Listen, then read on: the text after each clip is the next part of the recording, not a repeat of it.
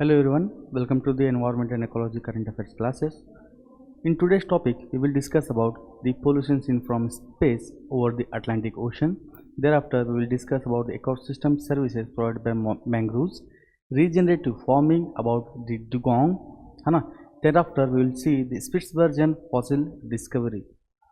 Thereafter, we will see hidden cost of polluted groundwater, about volcanoes and Aravallis and their ecological significance.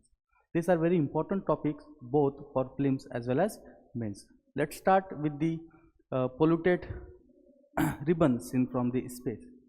The news is satellite observation by NASA has observed a pale color of polluted dust over the Atlantic Ocean flowing from the Saharan region to the region of Amazon. ठीक है, from the Sahara to the Amazon basin and over to the Caribbean Sea. Here there are concerns, that is the rising PM 2.5 and rising aerosol content in the atmosphere, which will affect the ecology of the region of both Caribbean Sea as well as Amazon. ठीक है, so the issues or concerns are warming effect because of the rising pollution, black carbon emission, है ना, which can increase the radiative forcings. Radiative forcings are nothing but the formation of or causing the positive feedback loop, wherein the emission will increase the temperature, and increase in temperature will lead to greater emissions.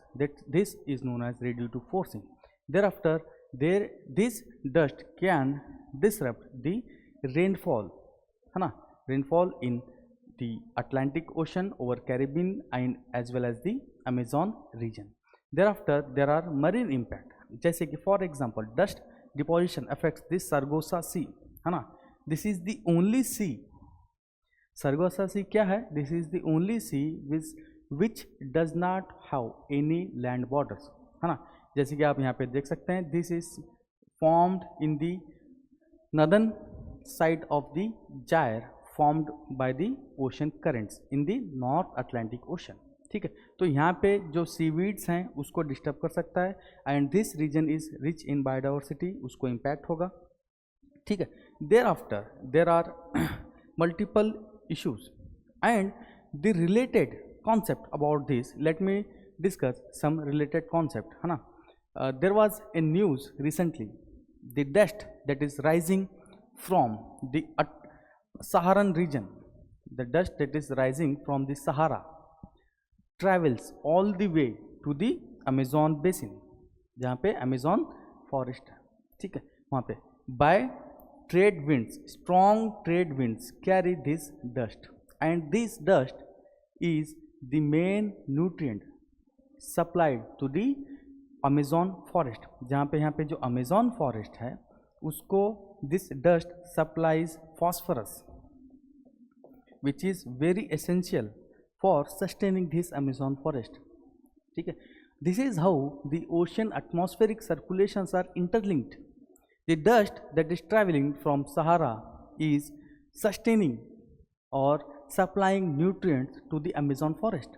ठीक है, और and let me tell you the data is it supplies around 22,000 tons of phosphorus per year only to the Amazon basin, and the total supply is around 180 million tons of phosphorus is been carried from the depressions of Sahara region, where we find phosphorus in abundance. ठीक है, this is how. But now again, if that is the dust particles are more, है ना, it has been observed कि sometimes the dust particles that is carried by the winds are more and sometimes it is less, है ना.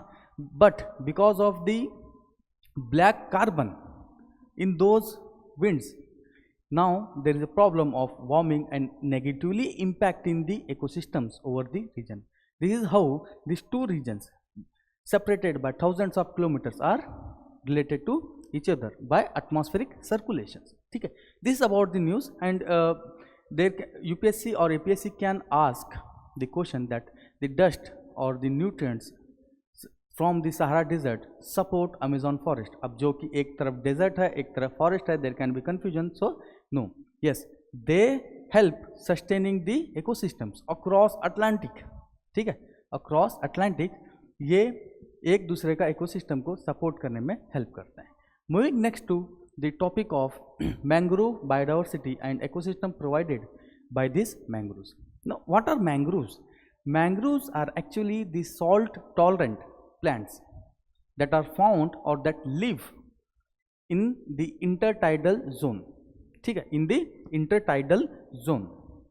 इसमें questions में जैसे कि prelims में पूछ सकता है तो इंटरटाइडल जोन में ये पाए जाते हैं.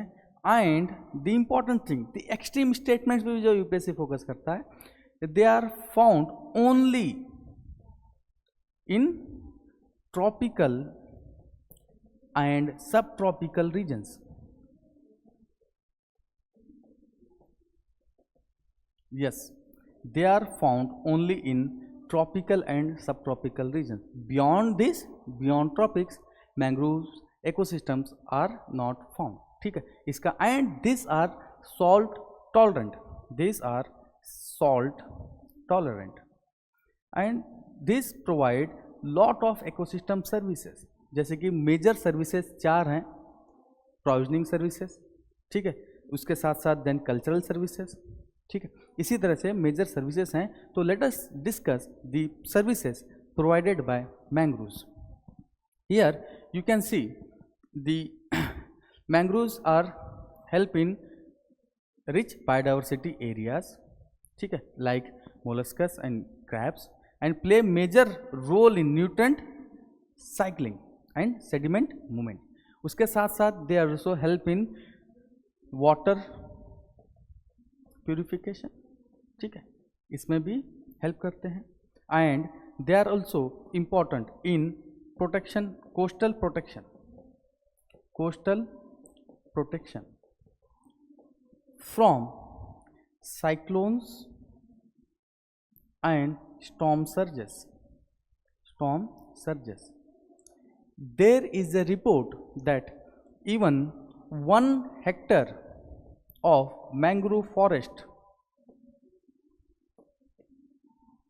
reduces 50 to 90% of high waves caused by cyclones.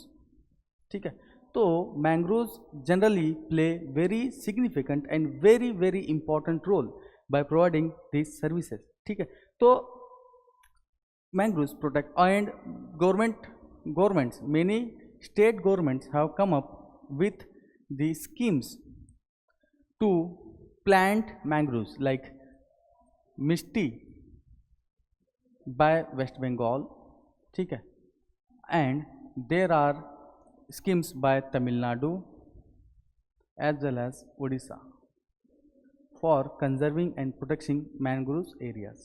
ठीक है, and these are very rich biodiversity hotspots.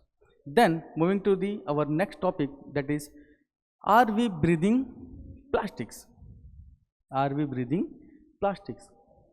अभी तक हमने सुना था कि पोल्यूशन की वजह से वाटर में प्लास्टिक पोल्यूशन हो रहा है, माइक्रो प्लास्टिक, माइक्रो बीड्स का पोल्यूशन है, फिशेस में माइक्रो बीड्स पाए गए हैं, and that is coming back to humans. ठीक है, नाउ रिसेंट रिपोर्ट सजेस्ट, जैसे कि दिल्ली में देर आर 3 to 4 months बहुत ज़्यादा पोल्यूशन होता है, तो recent studies suggest there are micro plastics, airborne micro plastics in air, and yes they enter into the human body. Not only human body, after entering the human body they can enter into the bloodstream, into the lungs, into the alveoli. ठीक है, उसके वजह से they can cause health issues, that can cause health issues. And अब ये होते क्या हैं, what are these microplastics? देखिए, microplastics are the plastics particles under 5 mm. ठीक है, अराउंड 5 mm का जो उसका डायमेंशन होगा उसको माइक्रोप्लास्टिक बोलेंगे. उसके नीचे देन नैनो प्लास्टिक्स भी आ जाते हैं. ठीक है, देर आर नैनो प्लास्टिक्स, उससे कम साइज में भी होते हैं जो नैनो प्लास्टिक बोलते हैं, माइक्रो भी यही साइज के होते हैं. ठीक है, now this is entering into our health body systems, into body systems, है ना. And what are the sources, what are the sources according to the findings, है ना. सोर्सेज क्या है? Tyre abrasion, synthetic clothing fibres, packaging waste and open burning. ठीक है, उसके वजह से they are causing health risk और health hazard because they can enter lungs, enter bloodstream and trigger inflammation and cause oxidative stress and है ना, and this can cause long term damage to the human health. So this is the issue and we need to have environment policy. We have this policy regarding the plastic waste management. ये तो plastics specifically plastic के लिए होता है. National Clean Air Program that is focusing on PM 2.5 and PM 10, है ना. Then स्वच्छ Bharat mission, है ना, एंड अलाइनिंग विद दी इसके साथ में. Then we also have national air quality index. ठीक है, इसमें सब हम फोकस कर रहे हैं. But we need both short term as well as long term measures, short term as well as long term measures, short term and long term measures to deal with this issue. देखिए, हर बार कोई ना कोई एक health hazard सामने आ रहा है, चाहे वो एयर पोल्यूशन हो, चाहे वाटर पोल्यूशन हो, चाहे सॉइल पोल्यूशन हो, एंड इट इज़ डायरेक्टली और indirectly impacting human health by biomagnification as well as bioaccumulation. जो माइक्रोप्लास्टिक्स हैं, माइक्रोबीड्स हैं, they are travelling to the water bodies which are consumed by and the phytoplankton, zooplankton which in turn are consumed by the fishes, है ना, and they are back on our plates. This is causing health hazard. Plastics are major health hazard now. ठीक है, तो this is the issue that is been in news. Moving next to the next topic that is regenerative farming, है ना. आपने सुना होगा about industrial revolution. Then India में था हमारा green revolution. Then now we are discussing about green revolution 2.0. We are discussing about green revolution 2.0 और ever green revolution. ठीक है, you may have heard about organic farming and zero budget natural farming. ठीक है, ये सारे this all are concepts related to farming or agriculture practices. Now what is this regenerative farming and how does it differ from this all? It differs from the organic farming. It is somehow or somewhat related to zero budget natural farming. जैसे कि for example what is regenerative farming? It is a set of farming practices that restore soil health, increase biodiversity and enhance ecosystem functions while maintaining the productivity. इसका मतलब ये है, यहाँ पे हमें सिर्फ सॉइल को कंजर्व नहीं करना है या सॉइल को प्रोटेक्ट नहीं करना है या एग्रीकल्चर सॉइल को प्रोटेक्ट और कंजर्व नहीं करना है, बट कि हमें उसको अपग्रेड करना है. We have to in regenerative, the very regenerative farming का मीनिंग यही है कि वी हैव टू रीजेनरेट और upgrade the quality of soil and that can be done by different practices. इसमें now practices involve in regenerative farming are comparatively that can be similar to zero budget natural farming that is promoted by government of India, and many states like Andhra Pradesh are following that, wherein we have no tillage. There are the applications of Jivamrit, Bijamrit, है ना, उस तरह से. तो the concept or the practices that are involved or that can be done in regenerative farming or to upgrade, to increase the quality of soils are minimal or no tillage. ठीक है, first practice is like minimal और no tillage. Tillage मतलब क्या होता है?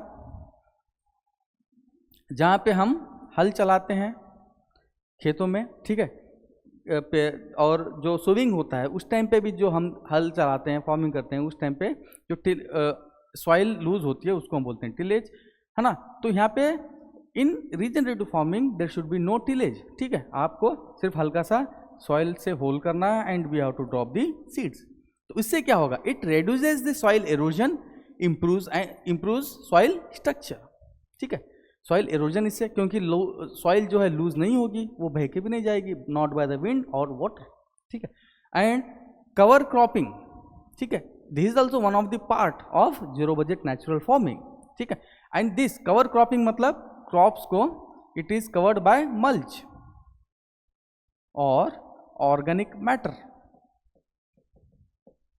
इससे क्या होगा, this adds organic matter as well as enhances soil carbon, ठीक है। Soil carbon is very important for maintaining the productivity of soil, तो ये होगा। Then crop rotation, crop rotation से क्या होगा, it prevents from nutrient depletion. जैसे कि मोनोक्रॉपिंग होता है, if you are doing similar crops on the same soil, ठीक है, तो सेम जो न्यूट्रिएंट्स हैं वो डिप्लीट हो जाएंगे, तो soil will be deficient in nutrients. तो उसीलिए इफ यू रोटेट, है ना, अलग अलग क्रॉप, जैसे कि खरीफ क्रॉप एंड रबी क्रॉप्स में हम अलग अलग क्रॉप्स लगाएंगे, तो यू कैन हैव लेग्यूम्स, ठीक है, लेग्यूमिनस क्रॉप्स रहेंगे, तो this will fix nitrogen fixation, this will do nitrogen fixation. This is how soil quality और nutrients will be maintain. Agroforestry, organic inputs and carbon sequestration, agroforestry and carbon inputs, ठीक है, इससे भी क्या होगा, soil की quality improve होगी।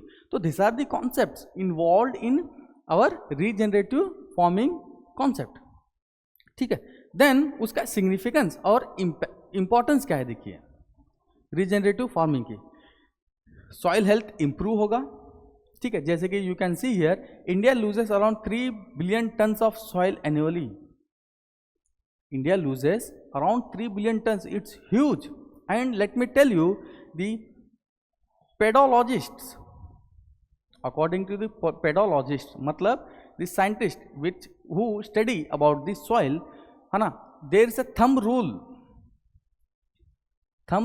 with pedologists are, it takes around 500 years for the development of 1 inch of or 2.5 centimeter of top soil, ठीक है।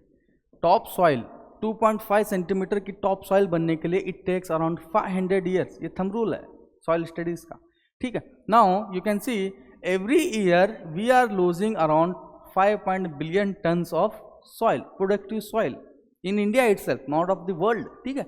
तो इसीलिए now we have to focus on soil conservation and soil protection, because it directly threatens the food security not only of India but as well as world, ठीक है।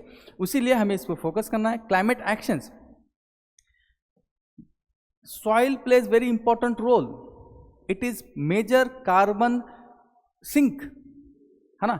अगर से there is the soils are degraded, it will release the carbon stored in the soil, that will in turn impact और rise the temperatures and cause the global warming, है ना। और global warming होने की वजह से भी सॉइल डिग्रेड हो रहा है, बोथ आर लिंक्ड। तो ये भी चीज़ें हैं, इससे वाटर एफिशिएंसी और रिचार्ज भी बढ़ जाता है, farmer resilience and private sector role इसमें होना चाहिए, ये सिग्निफिकेंस है ना। इससे इनपुट कॉस्ट भी कम हो जाएगा, रीजनरेटिव फार्मिंग से इनपुट कॉस्ट कम हो जाएगा। Then productivity of soil will increase, productivity of soil will increase. तो this are the major significance और positive impact of regenerative farming that India is focusing, India should focus, ठीक है। Next moving to new topic that is dugong, ठीक है। डुगोंग्स, these are nothing but these are also known as sea cows. These are herbivorous mammals, herbivore mammals, ठीक है। These are herbivore mammals और they are found in shallow waters. These are found in shallow waters. In India, they are in Pak Bay, Gulf of Mannar, Gulf of Kutch, Andaman and Nicobars, ठीक है। इसके साथ साथ and the highest population is found in Australia, ठीक है। अगर से dugong के ऊपर पहले क्वेश्चन पूछ चुका है यूपीएससी, एपीएससी में भी क्वेश्चन ये आ सकता है। अगर से उसमें बोले dugongs are endemic to India, no, they are not endemic to India. They are found over many tropical regions or many of the tropical countries, ठीक है। Recently, IUCN conservation report warns steep decline in dugong population, ठीक है। इसके साथ साथ one more point to note, है ना, IUCN has also recognised Palk Bay area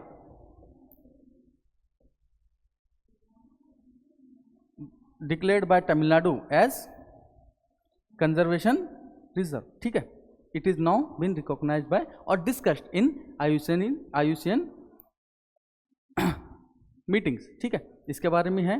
then moving to the a report wherein we have recently discovered fossil evidences और fossil discovery of Jurassic period, Jurassic period कहाँ पे? Spitsbergen, Spitsbergen. Now where is this Spitsbergen? UPSC में इसका location important हो जाता है। Location कहाँ है? Spitsbergen, nothing, very simple, Spitsbergen is nothing but Svalbard, ठीक है। कहाँ ये? स्वालबर्ड, ये तो सुना ही होगा। It is in Norway and this is famous for global seed vault, this is famous for global seed vault, ठीक है। जो नॉर्वे का एरिया है, ठीक है, this is Europe, this is Norway, यहाँ पे now this here it is Greenland. तो इस रीजन में there is this Svalbard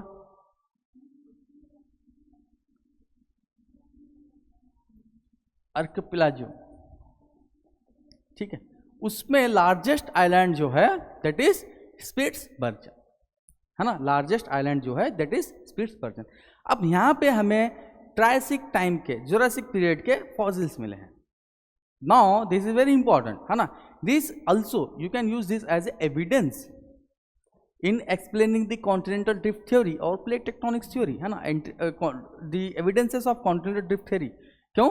continental drift theory says the continents were in Pangaea, ठीक है, सभी कॉन्टिनेंट्स कहाँ पे थे? पैंजिया पे थे, and they were in this southern hemisphere, ठीक है। उस टाइम पे Europe was here, Europe was in this region and that was warm, ठीक है। इसके बाद ये स्प्लिट होने के बाद में Europe and this region has moved here, ठीक है। इस टाइम पे यहाँ पे वार्म था और यहाँ पे एनिमल्स थे, उसी के फॉसिल्स आज हमें यहाँ पे भी मिल रहे हैं। This can be evidence, you can quote this evidence in continental drift theory and now this helps in studying our climate, ठीक है। उस टाइम पे आइस एज थी, क्या था, किस टाइम पे क्या हुआ, और पेलियो क्लाइमेटिक स्टडीज़ में, है ना, पेलियो जोलॉजिकल बॉटनिकल स्टडीज़ में ये फॉसिल्स जो हैं हमें हेल्प करेंगे, ठीक है।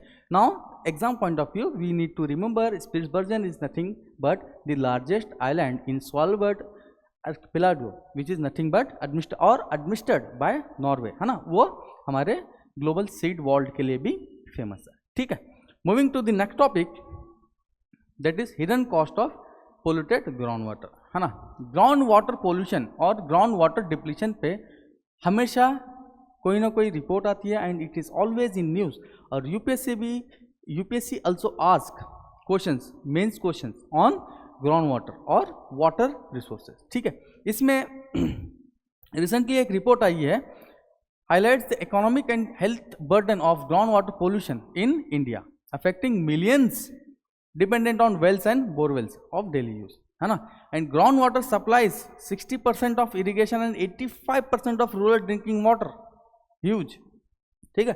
ये डेटा आपको याद भी रखना चाहिए। 60% ground water supplies 60% of irrigation as well as 85% of rural drinking water. Now the issue is this water is been found contaminated by fluoride, arsenic, nitrates, heavy metals, है ना, and as well as uranium.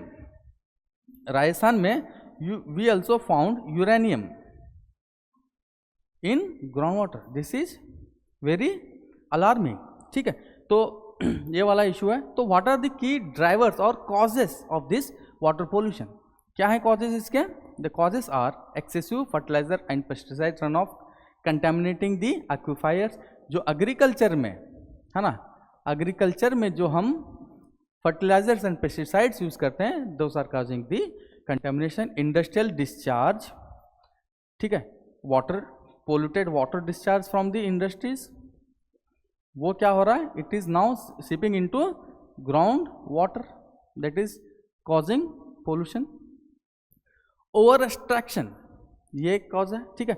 Now north west India, ठीक है, north west India में because of the large agriculture area and extraction, इस area में 30% of the aquifers are critically at critical stage, ठीक है। कहाँ पे ये क्रिटिकल स्टेज में है, वहाँ पे एक्विफायर्स में ग्राउंड वाटर खत्म हो रहा है। This is very alarming. उसके साथ साथ नाउ ग्राउंड वाटर पोल्यूशन, ठीक है। नाउ कॉस्ट एंड इम्पैक्ट देखिए, हायर इंसिडेंस ऑफ, इससे क्या इम्पैक्ट्स हो रहे हैं, cancer, fluorosis, kidney diseases, stunting, ठीक है। NFSS national family health survey और जो हमारे मल्टीपर्पज मल्टी इंडेक्स आता है उसमें स्टंटिंग एक बहुत बड़ा फैक्टर है, ठीक है। स्टंटिंग भी ग्राउंड वाटर से हो रही है। Rising household expenditure on health care and bottled water, ठीक है। Loss of farm productivity and soil water toxicity, ठीक है। This will cause long term economic burden on low income household. Generally इससे क्या होगा, there is long term economic burden on low income household. ये सारी चीज़ें हैं। तो इसमें we need to take short term as well as long term measures, है ना। पोल्यूशन, इंडस्ट्रीज में पोल्यूशन कम होगा, प्रॉपर एडमिनिस्ट्रेशन होना चाहिए, गवर्नेंस होनी चाहिए, technology we should use technology, है ना, and proper implementation of our acts और लोकल रूल्स, वो बहुत जरूरी है, ठीक है। Thereafter the next topic is volcanoes and mud volcano, ठीक है। वोल्केनो एंड मड वोल्केनो, ये देखो द न्यूज इज ताइवान में क्या हुआ है, मड वोल्केनो एरप्ट हुआ है। ताइवान में क्या हुआ है, मड वोल्केनो एरप्ट हुआ है। अब व्हाट, इसके लिए हमें जानना होगा व्हाट आर वोल्केनोज, ठीक है। वोल्केनोज में आता है हमारा लावा, है ना, और मैग्मा। जो मेंटल में मैग्मा होता है वो सरफेस पे आने के बाद उसको बोलते हैं लावा। वो एरप्शन, उसको, उस फेनोमेना को हम बोलते हैं वोल्केनिज्म, और जहाँ से वो हो रहा है वो वेंट को हम बोलते हैं वोल्केनोज, ठीक है। अलग अलग टाइप ऑफ वोल्केनोज हैं, ठीक है। जैसे कि फॉर एग्जांपल शील्ड वोल्केनो, ये बसाल्टिक इन नेचर होता है, ठीक है। स्ट्रैटो वोल्केनो ये एंडेसिटिक होता है। अब नाउ कैल्डेरास आर कोलैप्स्ड स्ट्रक्चर्स, जो जहां से वोल्केनिज्म हो रहा है उस वेंट जब कोलैप्स हो जाता है तो लेक्स जैसा बनता है, उसको कैल्डेरास बोलते हैं, ठीक है। Now this mud volcano, this concept, the mud volcanoes are different from normal volcanoes. जैसे कि for example these are, they does not contain any lava eruption, ठीक है। यहाँ पे लावा नहीं होता है, यहाँ पे क्या होता है, eruption of mud and ash। कैसे, because of pressure caused by gas like methane, है ना। जहाँ पे सेडिमेंट्री बेसिन्स होते हैं, जैसे सेंट्रल एशिया जहाँ पे गैस होता है ना, ये ताइवान स्टेट वगैरह, वहाँ पे जहाँ पे गैस एक्सट्रैक्ट करते हैं, वहाँ पे जब प्रेशर गैस का ज़्यादा होता है तो नीचे से मिट्टी बाहर आती है, मड एंड ऐश, उसको हम बोलते हैं मड वोल्केनोज, ठीक है। तो this volcanoes are very hazardous, few volcanoes are very hazardous. जैसे कि for example few days back, 1 or 2 days back, there was eruption of Hayli Gubbi volcano, है ना, Hayli Gubbi volcano in Ethiopia, ठीक है। Ethiopia कहाँ पे आता है, it is in the Horn of Africa, ठीक है। यहाँ पे नॉर्दर्न इथोपिया में अरफर रीजन में इरप्शन हुआ है ना। Now see it has erupted after 1200 years. कितने साल के बाद हुआ ये, आफ्टर 1200 ईयर्स, 12,000 ईयर्स, ठीक है। It erupted after 12,000 years. It was dormant, क्योंकि because now here there is Rift Valley, divergence of plate. अब यहाँ पे eruption हुआ है. Now it is important because this is causing the flow of dust particles towards India, है ना. There are socio-economic impacts. Socio-economic impacts जैसे कि for example pollution, dust, cancellation of flights, ठीक है. So volcanoes are important. Yes, they add fertility to nearby soils later, है ना. तो कुछ volcanoes जैसे कि शील्ड volcanoes, है ना, जैसे कि शील्ड वॉल्केनोज हम देख सकते हैं, दिस आर वेरी इंपॉर्टेंट, है ना. Here we have Deccan traps in India, this are beneficial, black soil यहाँ पे मिलती है. But volcanoes like Hayli Gubbi, है ना, which are very violent eruptions that have negative socio-economic impact overall. ठीक है, तो this is about volcanoes. Moving to our last topic, that is Aravallis and ecological concern. Aravallis and ecological concern. Recently there is a report, है ना, कि Aravallis, अब supreme court का कुछ judgement भी था, wherein it accepted the committee report wherein said what is Aravalli, Aravallis को कैसे डिफाइन करें, कौन सा हिल अरावली में आएगा. तो they took 100 metres, height of 100 metres to define Aravallis, है ना. Now environmentalist are raising concern over that. क्यों? देखो, Aravallis are very significant for India and this are basically old fold mountains. ये क्या है? Old fold mountains. कहाँ पे है ये? Here in this region. ठीक है, ओल्ड फोल्ड माउंटेन्स है in this region. And this protect, this Aravallis belt protect from the northern plains from desertification. From desertification, winds को जो sands हैं, desert के sands हैं, इधर आने से रोकती है. ठीक है, वो बहुत significant है. Now because of illegal activities और illegal mining, stone clearing, ठीक है, उसके वजह से this Aravallis are being destroyed. ठीक है, तो उसके लिए कमिटी हैज सबमिटेड की रिपोर्ट कि the hills above 100 metre should be considered as Aravallis and which are below 100 meters of the elevation or the height can be exploited or can be economically exploited. Now environmentalists are raising concern, अगर से वैसा होगा तो that will damage, permanently damage the Aravalli ecosystem. And that will have negative impact on quality of soil in the northern belt of India. ठीक है, ये सारे reason के बियॉन्ड अरावलीज जो नदर्न बेल्ट है, यहाँ पे डिजर्टिफिकेशन के चांसेस हैं वहाँ पे. देन द वाटर, है ना, द वाटर सर्विसेज और the service, ecological services by ground water recharge, वो भी एक थ्रेट हो जाएगा. ठीक है, biodiversity, native species, plant species, ये सारे पे इम्पैक्ट होगा if we consider this report and it will directly और indirectly negatively impact the Aravallis region. ठीक है, and that will help and that will in turn will affect the broad area, the north western reason of India. तो this is all about the today's topic where in we discussed the 8 topics from environment and ecology. ठीक है, we discuss this with both perspective of prelims as well as mains. ठीक है, thank you.